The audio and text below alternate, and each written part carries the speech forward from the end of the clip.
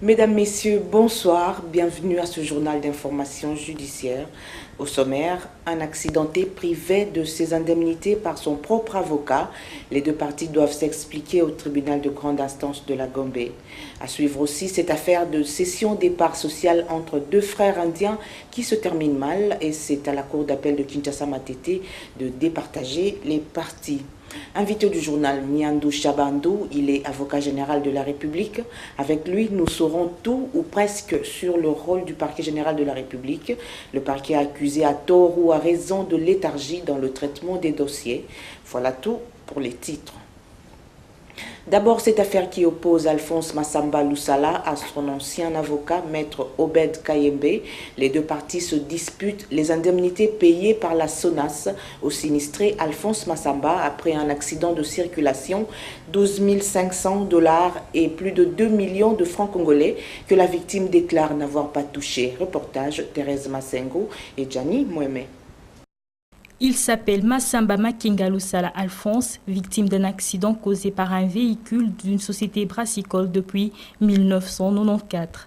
Les sinistrés a connu 8 interventions chirurgicales dans 3 centres hospitaliers du pays sans succès.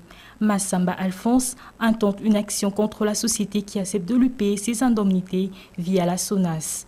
8 ans après, la SONAS paye 12 500 $ américains et 2 507 163 centimes 46 entre les mains de son avocat, maître Abed Kayembe du barreau de Matete.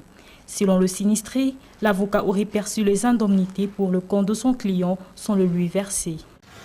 Il avait déjà touché plus de 19 paiements, alors qu'il nous a remis que plus de 7 paiements. Jusqu'à présent, il ne veut pas nous entendre.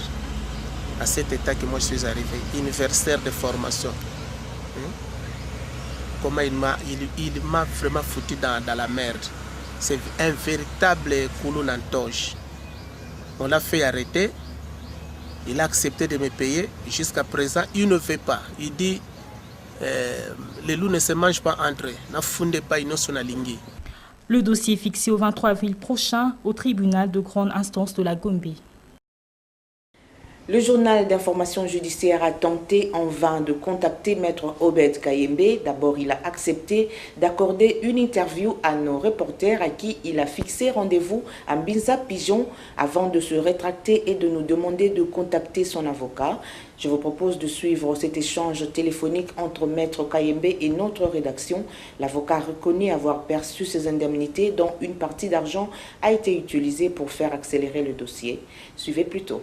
Nathalie, oui. Je vais dire ceci, vos collègues qui sont ici, vos consoeurs, ont déjà appelé mon avocat, il les a déjà répondu.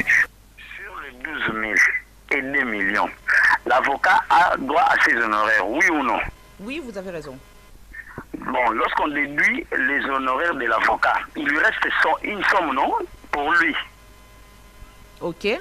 Alors? Oui, j'écoute. Oui, sur cette somme-là, on déduit maintenant un montant par rapport à ce qu'on doit donner, motiver, dans l'informel, motiver les gens partout le dossier à passer pour qu'il soit payé. Alors, il va lui rester combien? Ce qui lui reste là, c'est ce qu'il a perçu.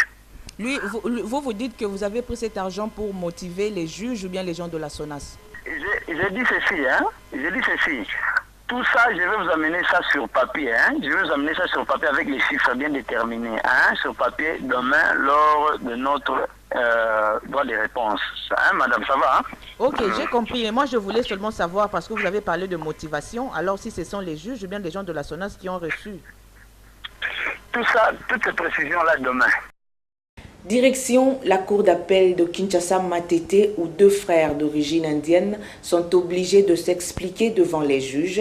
La pomme de discorde entre Shafik et Menoul Lada, la cession mutuelle des parts sociales des deux sociétés dans lesquelles les deux frères sont associés.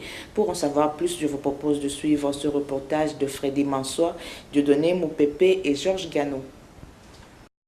L'affaire oppose deux frères, Shafik Lada et Menoul Lada, tous les deux associés au sein de deux sociétés installées, l'une à Dar es Salaam et l'autre à Kinshasa depuis 1973. En 1995, les deux frères signent un accord de cession mutuelle des parts sociales dont Shafik garde la société Lada Leader Industries de Kinshasa et Menoul, celle de la capitale tanzanienne. Un accord formalisé par un procès verbal signé en 2008. C'est ainsi qu'ils vont signer un accord entre parties en vertu duquel notre client devait céder toutes les parts sociales qu'il détenait dans la société qui est à Dar es Salaam à son frère Menoul Lada. Et M. Menoul Lada, de son côté, devait aussi céder toutes les parts sociales qu'il détenait dans la société Lada Leader Industries de Kinshasa à notre client. Et c'est ce qui avait été fait le 2 janvier 1995.